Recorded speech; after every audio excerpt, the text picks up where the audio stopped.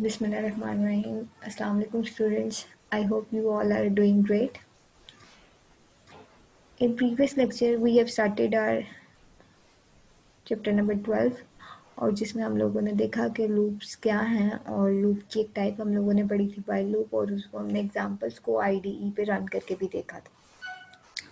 अब हम आते हैं जी फोर लूप की तरफ, जो कि हमारे पास अनदर टाइप ऑफ लूप है। लूप का मैं दोबारा रिपीट कर देती हूँ। जब हमने कोई भी स्टेटमेंट या सेटअप स्टेटमेंट को रिपीटेडली एग्जीक्यूट कराना हो तो हम लूप्स का कॉन्सेप्ट यूज़ करते हैं, ठीक है, रेपिटेटिव स्ट्रक्चर को यूज़ करते हैं। और रेपिटेटिव स्ट्रक्चर्स में हमारे पास डिफरेंट काइंड ऑफ लूप्स आ जाती हैं, जिसमें से कल हम लोगों ने देखी थी व्हाइल लूप, आज हम लोग देख रहे हैं फोर लूप। जी तो फोर लूप जो है आपकी काउंटर लूप भी कहलाती है, ठीक है। और इसका फॉर्मेट जो स्ट्रक्चर होता है, काम इसका वही होता है जो कि आपके पास लूप का होता है कि उसने रेपिटेटिवली सेट ऑफ इंस्ट्रक्शन को एग्जीक्यूट करना होता है। लेकिन हमारे पास इसमें जो इसका फॉर्मेट है, ये स्ट्रक्चर है काम करने का, वो डिफरेंट होता है as compare to while loop और do while loop. Do while loop तो आपके सिलेबस में इंक्लूडेड ही नहीं है, that's why you haven't seen it out. लेकिन हमारे पास फोर लूप को हम लोगों ने देखना है। जिस तरह व्हाइल लूप में हमारे पास व्हाइल का कीवर्ड यूज़ किया जाता है, इसी तरह जब हम फोर लूप के स्ट्रक्चर के अंदर काम कर रहे होते हैं तो हमारे पास फोर का कीवर्ड यूज़ किया जाता है, ठीक हो गया।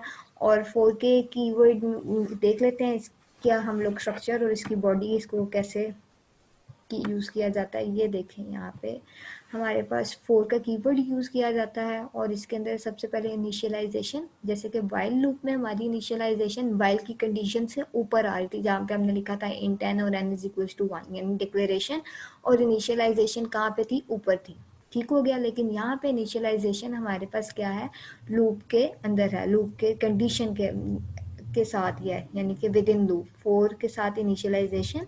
और यहाँ पे आपकी, क्योंकि वहाँ पे हमारे पास जब व्हाइल लूप था, मैं आपको व्हाइल लूप लिख के दिखाती हूँ ताकि आपको याद आ जाए कि हमारे हमने क्या किया था। व्हाइल में हमारे पास था लूप की कंडीशन के अंदर n less than and equal to 10, ठीक है। हमारे पास सिर्फ और सिर्फ कंडीशन थी और इस n को हमने इनिशियलाइज जो था हम लोगों ने बाहर कराया हुआ था, ठीक हो गया। लेकिन यहाँ और ये जो इंक्रीमेंट और डिक्रीमेंट था, ये हमारे पास कहाँ पे था, लूप की बॉडी के अंदर था आफ्टर द स्टेटमेंट, यहाँ पे जहाँ पे हमने कहा था n प्लस प्लस है, ठीक है। लेकिन यहाँ पे फोर के अंदर हमारे पास इनिशियलाइजेशन, कंडीशन और इंक्रीमेंट और डिक्रीमेंट सब कुछ एक साथ ही हो रहा है। और इसकी हमारे पास जो सेपरेशन है वो हमारे पास किससे हो रही है, सेमी कॉलन से हो रही है, ठीक हो गया। तो ये है फोर लूप का स्ट्रक्चर काम करते हुए, जो आपने याद रखना है और इसे माइंड में रखना है। और उसके बाद आपकी स्टेटमेंट आती है और नेक्स्ट स्टेटमेंट, यानी कि वेरिएबल को इनिशियलाइज, ये जो आप पहले बाय करवा रहे थे, ये अब आप n को आप यहीं पे इनिशियलाइज करेंगे इक्वल टू 1, उसके बाद आप सेमीकोलन देंगे, उसके बाद आप अपनी कंडीशन देंगे कि n को आपने कहाँ तक चलाना है, n is less than and equal to 10, ठीक हो गया। और फिर उसके बाद सेमीकोलन और n में अगर आपने सिचुएशन के अकॉर्डिंग इंक्रीमेंट करना है तो इंक्रीमेंट, यानी कि अपडेट करना है अपने एक्सप्रेशन को।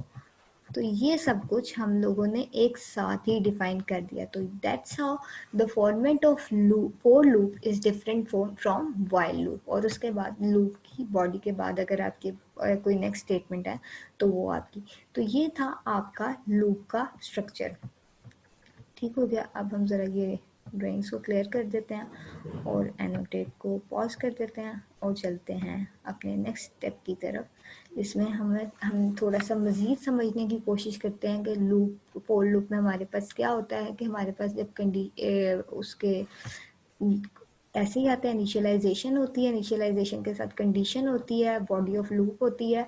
और ये सारी चीज़ें हम जब राइट कर रहे होते हैं फोर लूप में तो हम सब कुछ एक साथ कर रहे होते हैं। अगर आप ये देखें, जैसे मैंने आपको बताया अभी, तो इस तरह से फोर लूप काम करता है। और इसको जो हम दूसरा नाम देते हैं, जो आपने याद रखना है, वो क्या कहलाता है, काउंटर लूप भी कहलाता है।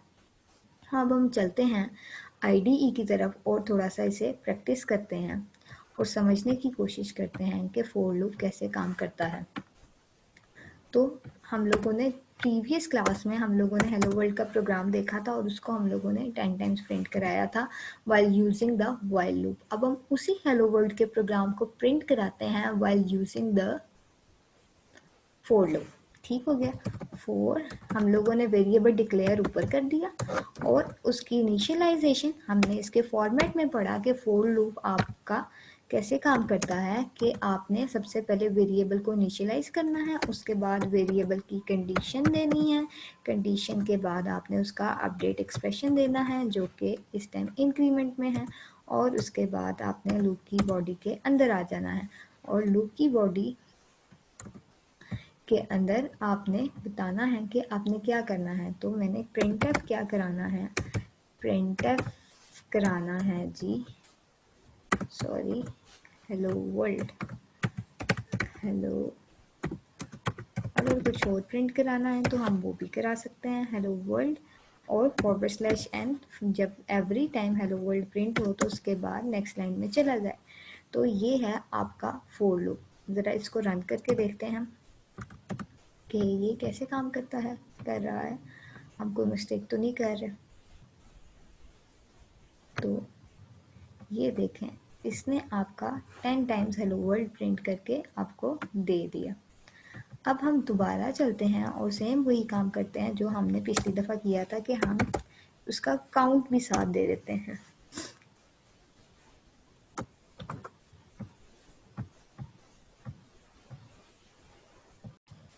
तो सबसे पहले जिस फॉर्मेट स्पेसिफायर में आपने जिस टाइप का आपने वेरिएबल लिया है उस टाइप का फॉर्मेट स्पेसिफायर, यानी कि आपने उस टाइप का वेरिएबल स्क्रीन पे लेना है। ठीक है, डी। और क्योंकि हम लोगों को टैब की स्पेस चाहिए और इसके बाद हम लोगों ने अपना वो वेरिएबल बता देना है जो वेरिएबल आपने लेना है, यानी कि this and first time would be 1 और ये 1 यहाँ पे आ जाएगा। जब मैं इसको प्रिंट करूँगी तो आप देखें ये कैसे आएगा आपके पास, दैट्स हाउ आपके पास ये आ रहा है। और अगर मैं आपको दिखाऊं इस टाइम, ये जो आपने प्रिंटफ वाली लाइन लिखी है, ये जो आपका n है, ये n की वैल्यू आपके पास इस फॉर्मेट स्पेसिफायर में आई जो कि क्या थी 1, और उसके बाद आपने एक टैब की स्पेस दे दी, टैब की स्पेस आ गई और उसके बाद इस प्रिंटफ का काम खत्म और नेक्स्ट प्रिंटफ पे गया और उसने क्या प्रिंट करा दिया, इसमें हेलो वर्ल्ड था। जैसे ही हेलो वर्ल्ड प्रिंट किया उसके बाद था न्यू लाइन। ठीक हो गया, वो न्यू लाइन में मूव कर गया और न्यू लाइन के बाद जैसे ही यहाँ से कंट्रोल निकला, कंट्रोल वापस गया, एन में क्या हो गया, इंक्रीमेंट हो गया और अब एन की वैल्यू क्या हो गई, 2 हो गई। जब एन की वैल्यू 2 होगी तो हमारे पास लूप में इस कंडीशन में एन ने इसको क्या पास किया, 2। ये यहाँ पे प्रिंट हो गया, फॉर्मेट स्पेसिफायर में एन की वैल्यू जो हो गई 2 आ गई और फिर टैब की स्पेस आ गई और फिर हेलो वर्ल्ड प्रिंट हो गया और फिर न्यू लाइन आ गया। एंड ये प्रोसेस जब तक चलता रहा जब तक वाइल की 4 की कंडीशन जो थी ट्रू रही, यानी कि जब तक वो इक्वल टू 10 ना हो गया। ठीक हो गया। तो इस तरह से आपका ये फोर लूप का एक सिंपल सा प्रोग्राम हम लोगों ने रन करके देख लिया। अब हम चलते हैं थोड़े से कॉम्प्लेक्स प्रोग्राम की तरफ, या थोड़ा सा चीज़ों को कॉम्प्लेक्स तो नहीं कहेंगे, इसमें हमारे पास सारी ही इजी हैं। थोड़ा सा और मज़ीद समझने की कोशिश करते हैं कि हमारे पास कहाँ तक चीज़ें चलती हैं और कैसे चलती हैं। अच्छा, एक और प्रोग्राम ले लेते हैं और इसे समझने की कोशिश करते हैं कि हमारे पास काम कैसे होगा।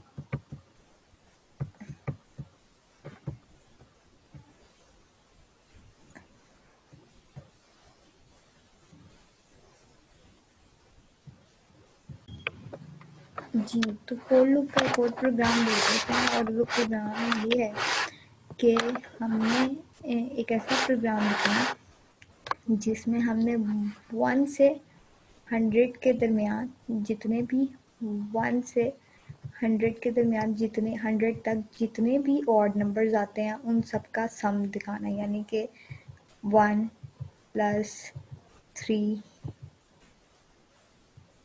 प्लस 5, ठीक है ना। यानी कि ये जितने भी ऑड नंबर हैं उन सब का सम जो है 100 तक जितने भी ऑड नंबर्स आते हैं उन सब का सम डिस्प्ले करना। तो इसको हम लोग समझने की कोशिश करते हैं, प्रोग्राम के थ्रू लिखने की कोशिश करते हैं। सबसे पहले हम लोग एक ले लेते हैं आपके पास वेरिएबल, इसको रिमूव करते हैं।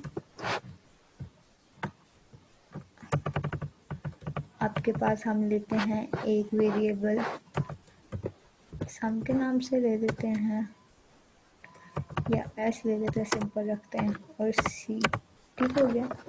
आपके पास हम लोगों ने दो वेरिएबल ले लिए हैं, एस और सी, और अब इस पे हम लोग लूप लगाते हैं for S is equal to 0, ठीक हो गया। सेमीकोलन आने थे,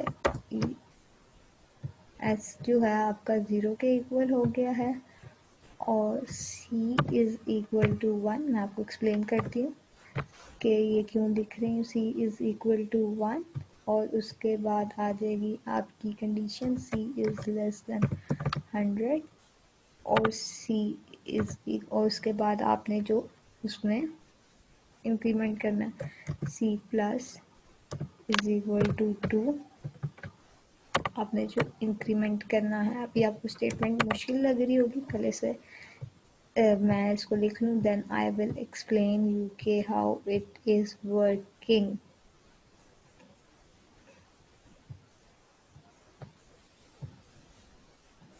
okay, s is equal to s plus C, उसके बाद printf, सॉरी printf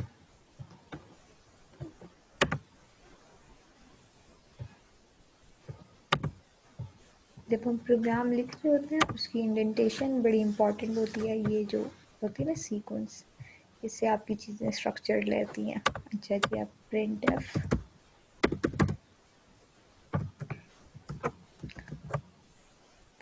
हमने कराना है क्योंकि हमारे पास इंटीजर टाइप के वेरिएबल्स हैं दोनों। क्या हो गया,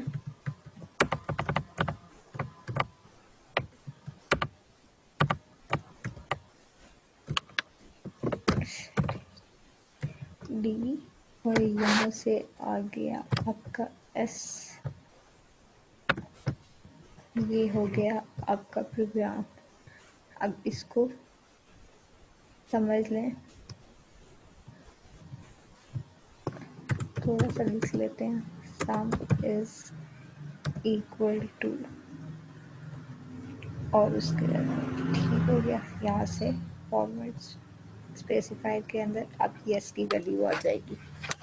तो जनाब हमारे पास हमने क्या किया, हमने यहाँ पे सिंपली आप, अच्छा जी, आप ये देखें एस को 0 लिखा है, ये आपका सम कंटेन करेगा, और ये जो है आपका काउंट लेके चलेगा। अब अगर मैं करूँगी 0 प्लस 1, ठीक हो गया। तो पहली दफ़ा वो जो जिस पे चलेगा वो क्या हो जाएगा, 1 हो जाएगा। तो पहली दफ़ा जब ये कंट्रोल चला तो ये क्या हो गई, इसकी वैल्यू 1 हो जाएगी जब ये लूप के अंदर आएगा। s is equal to S plus C, S is 0 and c क्या है आपके पास 1 है, तो आपके पास s प्लस सी क्या हो जाएगा, पहली वैल्यू आ जाएगी आपके पास 1। अब उसके बाद इंक्रीमेंट, क्योंकि सबसे पहले आपका आती है इनिशियलाइजेशन, फिर आती है आपकी ये इनिशियलाइजेशन हमने कर दिया, एस को भी करा दिया हमने यहाँ पे 0 और यहाँ पे हमने सी को 1 करा दिया। और उसके बाद कंडीशन अभी ट्रू है। अब जब हमारे पास पहली दफ़ा ये हो गया तो अब हमारे पास क्या चलेगा, उसका इंक्रीमेंट चलेगा। अब पहली दफ़ा लूप चलने के बाद उसका इंक्रीमेंट चलेगा। ये इंक्रीमेंट कैसे काम कर रहा है, ये इंक्रीमेंट ऐसे काम कर रहा है, C is equal to C plus 2। तो अब आप बताएंगे कि पहली दफ़ा जब हमने लूप चलाया तो हमारे पास क्या वैल्यू हो गई सी की क्या वैल्यू थी हमारे पास 1। तो मेरे पास आया 1 पहली दफ़ा लूप चलने के बाद 1, और इसमें जब आया प्लस 2 तो यहाँ पे मेरे पास सी की क्या वैल्यू हो जाएगी 3। क्या हो जाएगी, सी की वैल्यू 3 हो जाएगी। तो एस अगेन 0 है। एस में मेरे पास क्या पड़ा हुआ है, एस में मेरे पास अब 1 पड़ा हुआ है, सॉरी 0 नहीं है। आपने जो पहली दफ़ा एस प्लस सी किया था वो जाके स्टोर हो गया था एस में, और अब इसमें जब आ जाएगा आपके पास 3 तो वो इसमें ऐड होता जाएगा। अब जब दूसरी दफ़ा लूप चलेगा, ठहरें let me make it clear. तो हम क्या बात कर रहे थे, पहले आपने इस चीज़ को समझना है कि ये कैसे काम कर रहा है। एस में क्या गया, एस में आपका गया 0 plus 1 for the first time जब आपका लूप चला। तो एस में इस टाइम आपका पड़ा हुआ है 1। ठीक हो गया। जब दूसरी दफ़ा लूप चला तो इंक्रीमेंट सिचुएशन काम की, जो कि इक्वल है C is equal to C plus 2। तो पहली दफ़ा सी क्या था बेटा आपके पास, सी क्या है आपके पास, सी क्या था पहली दफ़ा 1 प्लस 2। तो आप देखें इसने क्या लिया, एक इवन नंबर और नंबर आपको बना के दे दिया, और उसके बाद ये जो आपकी वैल्यू है ये दोबारा आके एस में ऐड हो जाएगी। तो क्या हो जाएगा 1 प्लस 3। ठीक हो गया। अब उसके बाद दोबारा इस कंडीशन से बाहर आएगा। ठीक हो गया। और उसके बाद आपका ये हमारा फॉर लूप से बाहर है ये वाली स्टेटमेंट। मैं इसको दोबारा से क्लियर करती हूँ ड्राइंग को, ताकि आपको मैस ना लगे, और इस एनोटेट को एक दफ़ा पॉज करती हूँ। और ये जो है इसको प्रिंट हम एंड पे करा रहे हैं लूप के बाहर, और इसको एक दफ़ा प्रिंट करके रन करके देखते हैं ताकि आपको समझ आ जाए ये क्या कह रहा है। अच्छा जी, एरर आ गई है, एक्सेप्शन आ गई है, उस एक्सेप्शन को देख लें मेन फंक्शन में।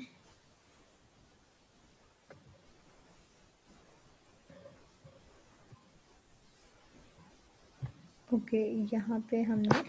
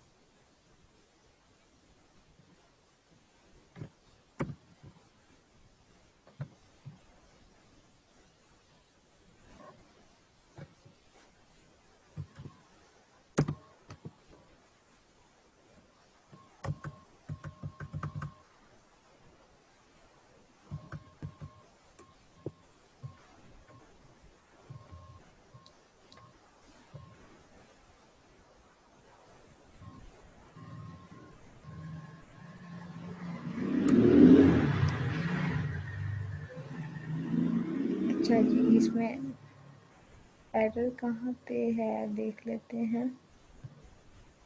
हमने क्योंकि ये हमारे पास कंप्लीट क्या थी, इनिशियलाइजेशन, क्योंकि दो वेरिएबल्स यूज़ हो रहे थे तो हमने यहाँ पे सेमीकोलन कब आना था, इनिशियलाइजेशन के बाद। तो अब ये रन होगा तो हमारे पास आप ये देखें उसने सम कैलकुलेट करके दे दिया। कैसे कैलकुलेट किया है सम उसने ऐसे कैलकुलेट किया है, दोबारा से एनोटेट ले लेते हैं। पहली दफ़ा जब चला तो उसने 1 लिया, दूसरी दफ़ा सी की वैल्यू अपडेट होके 3 आ गई।